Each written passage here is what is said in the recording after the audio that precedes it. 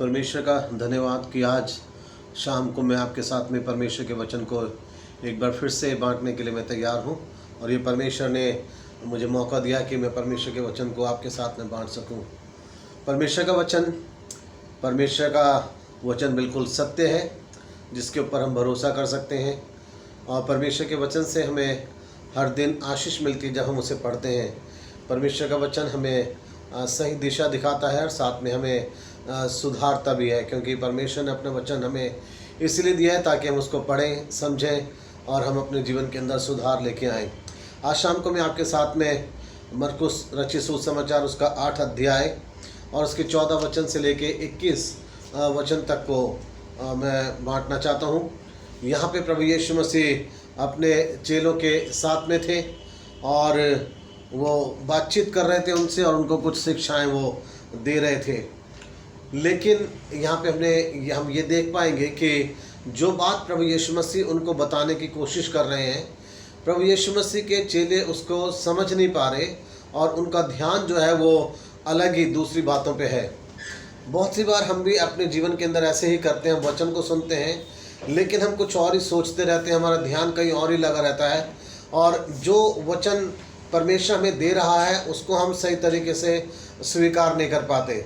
या तो हम अपने तरीके से उसको समझने की कोशिश करते हैं या फिर उस टाइम पे हम कुछ और सोचते रहते हैं और इसलिए परमेश्वर का वचन हमारे हृदय के अंदर उतर नहीं पाता, हमारे जीवन में परमेश्वर का वचन असर नहीं डाल पाता और इसके कारण से फिर हम परेशानियों में हम पड़े रहते हैं। आज हम लोग देखेंगे मरकुस 8 अध्याय 14 से लेके 21 वचन। 3 बातें मैं आपके साथ में बांटना चाहता हूँ और हमारा विषय है कि हमारी परेशानी का कारण, हमारी परेशानियों का कारण क्या हो सकता है, क्या है हमारी परेशानी का कारण। पहली चीज़ मैं यहाँ बताना चाहता हूँ 15 वचन 14 से लेके 14 और 15 वचन। यहाँ पे लिखा है, वे रोटी लेना भूल गए थे तथा नाव में उनके पास केवल एक ही रोटी थी। उसने उन्हें चेतावनी देते हुए कहा, देखो फरीसियों के खमीर तथा हेरोदेस के खमीर से सावधान रहना। यहाँ प्रभु यीशु मसीह बताने लगे अपने चेलों को कि देखो तुम सावधान रहना, अपनी ज़िंदगी के अंदर तुम्हें बहुत ज़्यादा चौकन्ना रहने की आवश्यकता है, सावधानी बरतनी है। लेकिन किस चीज़ से तुम्हें अपने आप को सावधान रखना है? तुम्हें फरीसियों के खमीर से और हेरोदेस के खमीर से तुम्हें सावधान रहने की आवश्यकता है। और इसी वचन को जब मैंने उर्दू बाइबल के अंदर पढ़ा है तो उसके अंदर लिखा है कि तुम फरीसियों के और हेरोदेस की शिक्षा से, तालीम से तुम सावधान रहना। तो जो खमीर शब्द आया है प्रभु यीशु मसीह जो इस्तेमाल कर रहे हैं यहाँ पे हिंदी में, जो हम पढ़ रहे हैं कि तुम फरीसियों के और हेरोदेस के खमीर से सावधान रहना, तो ये प्रभु यीशु मसीह अपने चेलों को एक बड़ी गंभीर शिक्षा दे रहे हैं, बहुत गंभीर वो बात उनको बताने की कोशिश कर रहे हैं। लेकिन जो पहली चीज़ हम देख सकते हैं और वो ये है कि हमारी परेशानी का कारण ये है कि हम परमेश्वर की गहरी शिक्षाओं को हम समझ नहीं पाते हैं। हम लोग उनको बहुत हल्का समझ लेते हैं कि ये शायद ये मामूली बात है, पता नहीं ये क्या चीज़ें बातें कर रहे हैं, और हम जो सही शिक्षा है उसको हम नहीं समझ पाते। हमारा ध्यान कहीं और ही चला जाता है, हमारा ध्यान जो है वो भटक जाता है और हमारा ध्यान जो है दुनियावी चीज़ों में लग जाता है। ये पहली चीज़ है कि जब हम परमेश्वर के वचन को सुनते हैं तो हम परमेश्वर के वचन की शिक्षा को सही तरीके से समझ नहीं पाते और परमेश्वर के वचन की शिक्षा को हम बहुत ही मामूली बना देते हैं, हल्की बना देते हैं, जैसे प्रभु यीशु मसीह के चेलों ने करा है कि प्रभु यीशु मसीह के चेलों ने उनकी शिक्षा को जो है बहुत ही हल्का बना दिया। अगर हम पढ़ें 16 वचन तो यहाँ लिखा है, और वे रोटी ना होने के विषय में आपस में बातचीत करने लगे। ये 16 वचन बताता है कि वे आपस में बातचीत करने लगे क्योंकि उनका ध्यान जो है रोटी की तरफ था। हम परमेश्वर की शिक्षा को, उसके वचन की शिक्षा को बहुत बार हम बिल्कुल मामूली बना देते हैं। जो प्रभु हमें सिखाना चाह रहा है हम उसकी ओर ध्यान नहीं देते हैं। आज कई लोग हैं जो वचन को सुनते हैं, सर भी हिलाते रहेंगे सब बातें, लेकिन परमेश्वर का वचन उनके हृदय के अंदर नहीं उतरता, परमेश्वर का वचन उनके ऊपर असर नहीं डालता, क्योंकि वो ठीक उसी समय में कुछ और सोचते रहते हैं, जैसे प्रभु यीशु मसीह के चेले कर रहे थे। यीशु मसीह उन्हें एक बड़ी अच्छी बात बता रहे थे कि तुम अपने आप को बहुत ज़्यादा सावधान रखना, तुम बहुत ज़्यादा अपने आप को बचा के रखना गलत शिक्षाओं से, गलत लोगों की शिक्षाओं से, तालीम से। आज हमारे चारों तरफ झूठी शिक्षा, गलत शिक्षा देने वाले लोग मिल जाएंगे। चाहे वो संसारिक अनुभव से अपनी शिक्षा दें आप लोगों को, चाहे किसी और तरीके से सिखाएं, चाहे परमेश्वर के वचन से सिखाएं। कई लोग आपको अपने आसपास ऐसे मिल जाएंगे जो आपको गलत शिक्षा देने वाले हैं, गलत बातें आपको बताने वाले हैं, ऐसी शिक्षाएं जो आपके जीवन के लिए लाभदायक नहीं है, आत्मिक जीवन के लिए उन्नति नहीं करेंगी। ऐसी बातें कई बार हमारे को सुनने को मिलती हैं, और बहुत सारे लोग हैं जो ऐसी बातों पे बहुत जल्दी विश्वास भी कर लेते हैं। इसलिए प्रभु यीशु मसीह कहना चाहते हैं कि तुम्हें ज़रूरत है अपने जीवन को बहुत बचाने की, अपने जीवन में बहुत सावधान रहने की, कि तुम अपने आप को बचा के रखो गलत शिक्षाओं से। आज परमेश्वर हमें भी कहना चाहते हैं कि हम अपने आप को गलत शिक्षाओं से हम बचा के रखें। हम जब लोगों के द्वारा सुनते हैं, इंटरनेट पे हम कई बार परमेश्वर के वचन को सुनते हैं कई लोगों के द्वारा, और लोग, ऐसा नहीं है कि जो यूट्यूब पे जितने भी प्रचार चल रहे हैं सबके सब ही सही अच्छे प्रचार हैं। बहुत सारे गलत शिक्षाएं भी दी जा रही हैं यूट्यूब पे प्रचार के द्वारा, फेसबुक के द्वारा बहुत सारी गलत शिक्षाएं भी दी जा रही है। ये हमें देखना है कि मुझे क्या करने की आवश्यकता है। बहुत सारे लोग एक दूसरे की देखा देखी शब्दों को भी इस्तेमाल करने लग जाते हैं। आजकल लोग हालेलुया शब्द इतना इस्तेमाल कर रहे हैं कि उनको लगता है कि शायद इसके बिना मेरा प्रचार अधूरा है, मेरा गाना अधूरा है। गाना गाने के लिए खड़ा हुए हैं लेकिन 10 बार हालेलुया बोल देंगे उससे पहले। है तुम्हें गाना गाना है, तुम गाना गाओ। प्रचार में जब कहीं पता नहीं चला कि क्या बोलना है तो बीच में हालेलुया बोल दिया, गलत जगहों पे बोल दिया।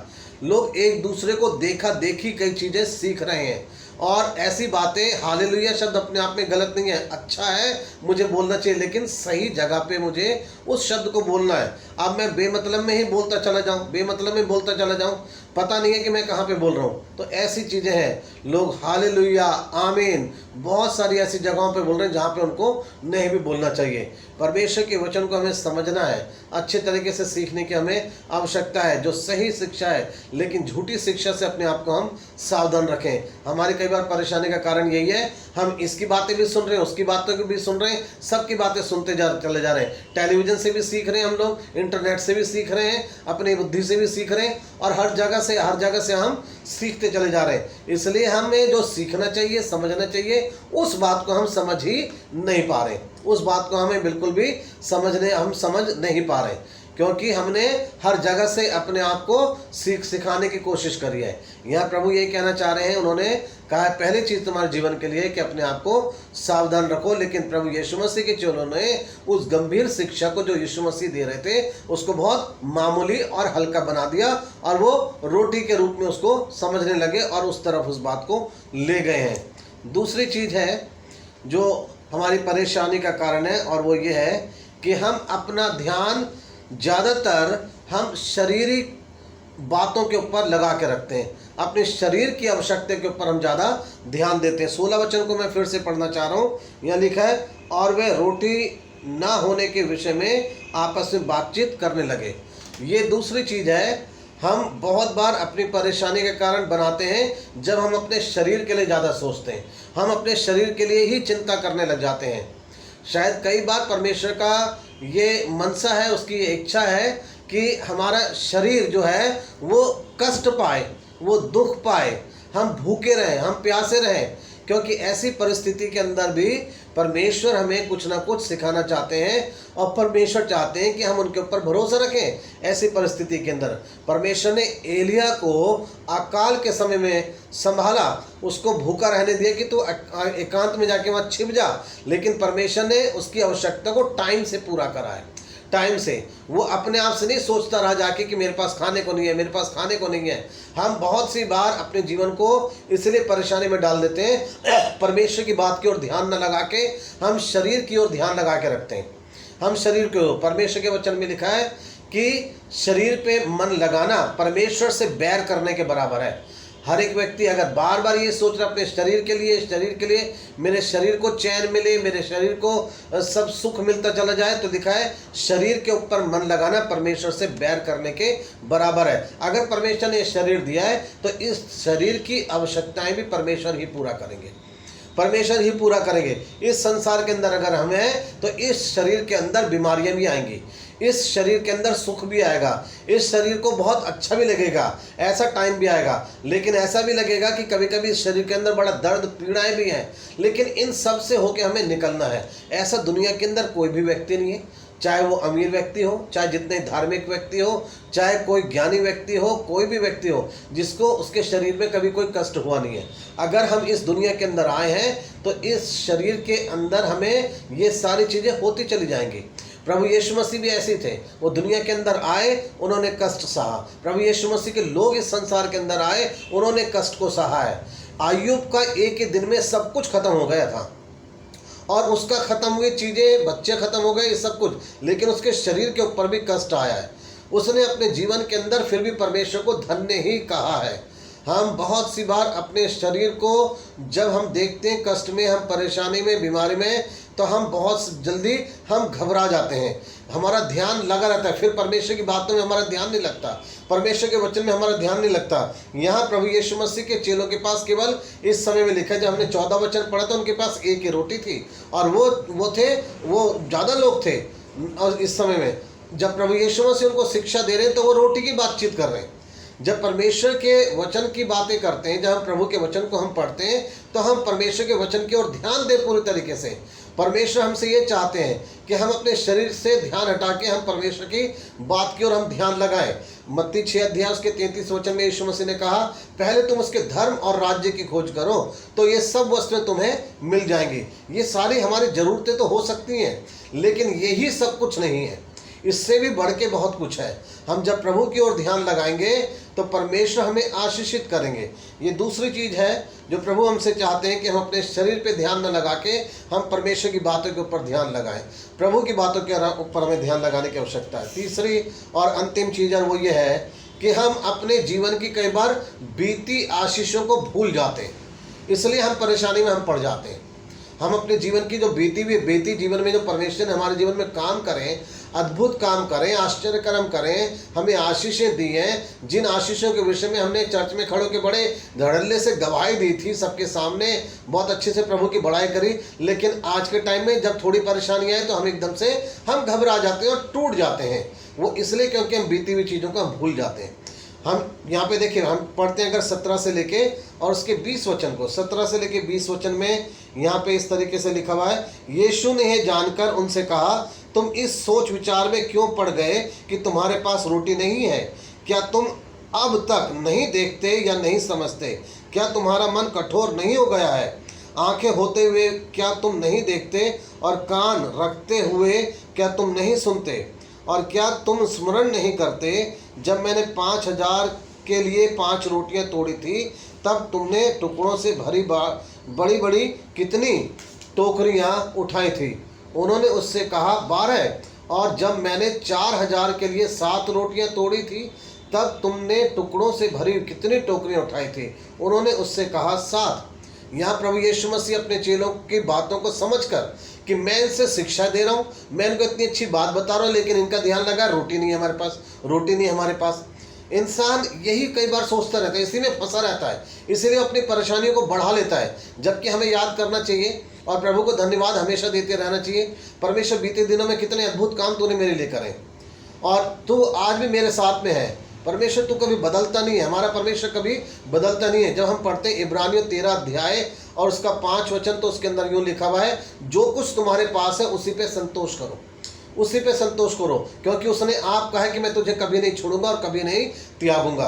परमेश्वर का ये प्रॉमिस, ये वायदा, एग्रीमेंट हमारे साथ में है। उसने कहा मैं तुम्हें कभी भी नहीं छोड़ूंगा, और वो परमेश्वर जिसने ऐसा वायदा करा है कि वो हमें कभी भी नहीं छोड़ेगा, तो वो मेरे जीवन की सारी आवश्यकताएं जैसे उसने पहले पूरा करा वैसे वो आज भी पूरा करेगा। जैसे उसने पहले मेरा साथ दिया वैसे आज भी साथ देगा। जैसे परमेश्वर ने मुझे बीते दिनों में परेशानी में से निकाला वैसे वो आज भी निकालेगा। केवल परमेश्वर हमसे ये कहना चाहते हैं, तुम याद रखो कि मैंने तुम्हारे लिए क्या करा। ये तीसरी चीज़ है, हमारी परेशानी का कारण ये है कि हम बीती हुई आशीषों को हम कई बार भूल जाते हैं कि परमेश्वर ने कैसे हमारी मदद करी है, और इसलिए हम लोग ज़्यादा मुश्किल में पड़ते हैं और परेशानी में पड़ते हैं। 3 चीज़ें मैंने अभी बताई हैं आपको। मैंने बताया है कि हम कई बार प्रभु की गंभीर शिक्षाओं को हल्का बना देते हैं, प्रभु हमें सावधान करना चाहते हैं कि हम अपने जीवन को सावधान रखें, अच्छी शिक्षा देते हैं, लेकिन हम उनकी शिक्षाओं को हम समझ नहीं पाते हैं और हम लोग हल्का बना देते हैं उनकी शिक्षा को।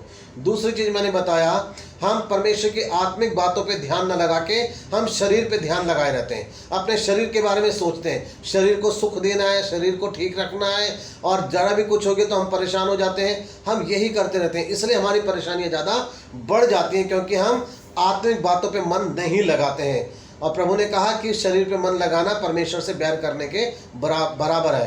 परमेश्वर ने ये शरीर दिया है, इसकी चिंता परमेश्वर करता है, वो ही हमारी मदद करेगा। प्रभु यीशु मसीह ने कहा, तुम्हारा मूल्य पक्षियों से बढ़ के है, गौरैयों से बढ़ के है।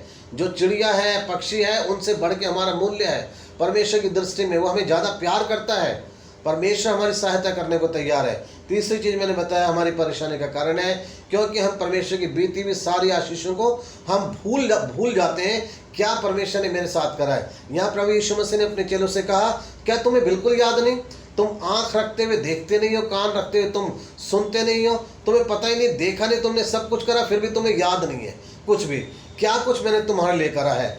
तुम्हारे लिए मैंने ऐसा काम करा है कि मुश्किल थी, परेशानी थी, लेकिन जब मैंने तुम्हारी मदद करी है तो तुमने उस चीज़ को भरपूर से पाया है। जब मैंने 5 रोटी 2 मछली से लोगों को खिलाया तो 12 टोकरियाँ बची।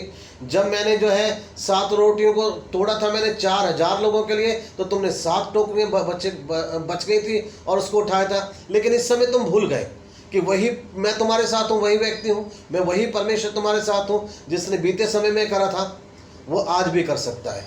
आज हमें यही याद रखना है, जिस परमेश्वर ने मुझे बीते दिनों में संभाला है, पिछले वर्षों में संभाला, पिछले दिनों में संभाला, मेरी मदद करी है, वही परमेश्वर मुझे आज भी संभाल सकता है। आप शायद बीमार हैं, आप शायद चिंता में हैं, परेशानी में हैं, मुश्किल में हैं, तंगहाली में हैं, आपके पास भोजन नहीं है, नौकरी नहीं है, बहुत कठिनाई आपको हो रही है इन दिनों, लेकिन परमेश्वर सब कुछ जानते हैं। याद रखिए, आपके साथ परमेश्वर ने अपनी विश्वास योग्यता बना रखी है। वो कभी आपको छोड़ेगा नहीं, कभी वो आपको त्यागेगा नहीं। वो भरपूरी से आशीष देने के लिए तैयार है, वो हमारे साथ है, मेरी मदद करने के लिए वो साथ में है, हर समय मेरे साथ में। याद रखें, निराश मत हो, हिम्मत मत हारें, परमेश्वर आपके साथ है, क्योंकि वो आपको प्यार करता है और वो आज आपकी सहायता करने के लिए पूरी तरीके से वो तैयार है। अगर परमेश्वर चाहते हैं कि कुछ समय आपका ऐसा बीते तो आप खुश रहें, आनंदित रहें और कहें, प्रभु मैं हर परिस्थिति को सहने के लिए तैयार हूँ। जिस कठिन रास्ते से भी तू लेके मुझे चलेगा परमेश्वर, मैं तेरा हाथ पकड़ के चलने के लिए तैयार हूँ। आज प्रभु आपका हाथ पकड़ के आपको हर कठिनाई से ले जाने के लिए तैयार है। याद रखें, आपका हाथ प्रभु के हाथों में है और वो आपको कभी भी छोड़ेगा नहीं, कभी वो आपको त्यागेगा नहीं। चाहे जितनी मर्जी कठिनाई से होके आपको निकलना पड़े, आपका हाथ प्रभु ने थाम रखा है। वो आपको भीड़ में खोने नहीं देगा, वो आपको निराशा में डूबने नहीं देगा। परमेश्वर आपको मिटने नहीं देगा, नाश होने नहीं देगा। कोई बीमारी, कोई चीज़ें, कोई मुश्किलें आपको नाश नहीं कर सकती हैं, क्योंकि परमेश्वर की सामर्थ्य महान है। वो आज आपको छुड़ाने के लिए तैयार है। प्रभु के ऊपर विश्वास करें, प्रभु के साथ आप बने रहें। इस समय आइए हम लोग प्रार्थना करें। परमेश्वर धन्यवाद आपके वचन के लिए जो आपने हमें दिया। इस समय परमेश्वर पिता, हम यही दुआ करते हैं परमेश्वर, हम आपकी शिक्षाओं की ओर ध्यान लगाएं, मन लगाएं। परमेश्वर पिता, हम अपने शरीर से ध्यान हटा के आत्मिक बातों की ओर ध्यान हम लगा सकें। हम याद करते हैं उन बीती आशीषों को जो आपने हमें दिए प्रभु बीते दिनों के अंदर। सच में प्रभु आपने हमें संभाला, आप विश्वास योग्य परमेश्वर हैं, आज भी हमें संभालने के लिए तैयार हैं। परमेश्वर हमारी कलीसिया के सब लोगों की मदद करें। इस समय जो लोग बीमार हैं परमेश्वर आप उन्हें चंगाई दें। हम दुआ करते हैं इस समय सब कलीसिया के लोग एक मन होकर बहन आशा के लिए, परमेश्वर जो बीमार है प्रभु जी, भाई दया मसीह की वाइफ, आप उन्हें छू के चंगाई दीजिए। परमेश्वर जो भी उनको तकलीफ है यीशु के नाम से हम चाहते हैं वो ठीक हो जाए प्रभु, पूर्ण उन्हें स्वस्थ कर दीजिए। परमेश्वर हम प्रार्थना करना चाहते हैं समय संजय भाई के परिवार के लिए, उनकी मम्मी के लिए, आप उन लोगों को शांति तसल्ली दें, उनकी सहायता करें, अपनी उपस्थिति उनके साथ बना के रखें। प्रभु मेरी प्रार्थना है ऐसे लोग जो अपने जीवन के अंदर बड़ा अकेलापन महसूस कर रहे हैं, निराश है प्रभु, परमेश्वर लोगों के द्वारा सताए जा रहे हैं या परेशान हो रहे हैं, प्रभु उनकी मदद कीजिए, उनकी सहायता करें, आप उनके साथ रहें। आप विश्वास योग्य परमेश्वर हैं, आपने कहा मैं तुझे कभी नहीं छोड़ूंगा, ना कभी तुझे त्यागूंगा। हाँ परमेश्वर आप हमारे साथ हैं, आपके वायदे हमारे लिए हैं। परमेश्वर हम सबकी मदद कीजिए, हमारी सहायता करें, आपके पीछे हम चल सकें, आपको आदर सम्मान दें। परमेश्वर हमारी कलीसिया के एक एक परिवार को संभालिए, हर एक के साथ हो प्रभु जी, सबकी जरूरतों को पूरा करें। इस प्रार्थना को प्रभु यीशु मसीह के नाम से मांगते हैं, आमीन।